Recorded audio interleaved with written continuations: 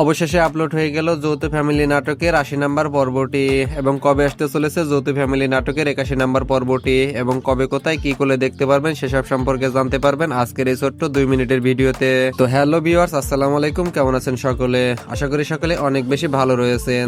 তো চলুন আজকে আপনাদেরকে জানিয়ে দেই কবে আসতে চলেছে যৌথ ফ্যামিলি নাটকের ৮১ নাম্বার পর্বটি। তো বন্ধুরা, ইতিমধ্যে কিন্তু যৌথ ফ্যামিলি নাটকের ৮০ নাম্বার পর্বটি অনেক বেশি ধামাকাদার এবং মজার মজার কাহিনী ঘটে গেছে।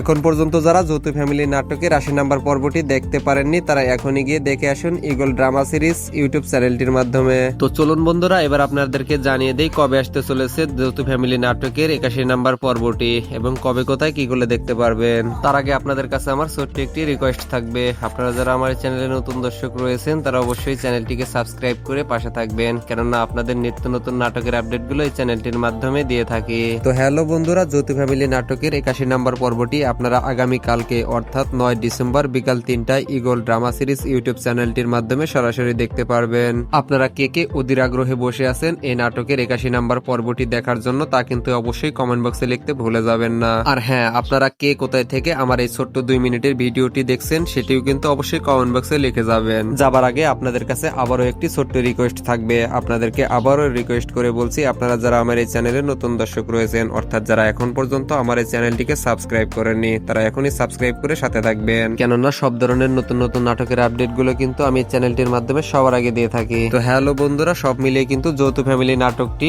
অসাধারণ লেগেছে আমার কাছে। আপনাদের কার কাছে কেমন লেগেছে তা কিন্তু অবশ্যই কমেন্ট বক্সে লিখে যাবেন। তো হ্যালো বন্ধুরা, সবশেষে বিদায় নিয়ে চলে যাচ্ছি। আপনারা সকলে ভালো থাকবেন এবং সুস্থ থাকবেন। সকলের সুস্বাস্থ্যতা কামনা করে আজকের মতো বিদায় নিচ্ছি। দেখা হবে নতুন কোনো নাটকের, নতুন কোনো গল্পের, নতুন কোনো এপিসোড নিয়ে। সে পর্যন্ত সকলে অনেক বেশি ভালো থাকবেন এবং সুস্থ থাকবেন।